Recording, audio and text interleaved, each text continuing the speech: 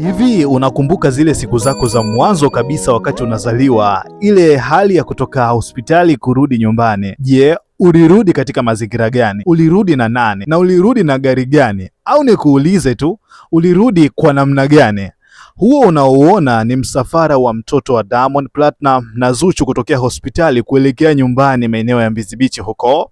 Sasa ni msafara ambao umeshangaza watu wengi sana wakati unapita barabarani. Ni msafara ambao ulikuwa umeandamana na magari ya kifahari si chini ya 10, lakini pia na ving'ola kwa juu.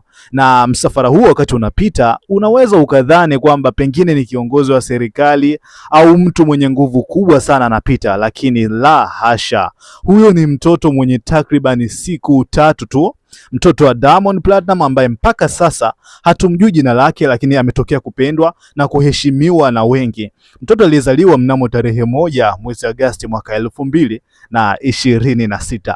Kuna mengi sana nyuma ya pazia katika hali hiyo ambayo unaiona hapo, huo msafara, lakini pia gharama, lakini pia namna ambavyo project nzima imeundwa kutoka hospitali mpaka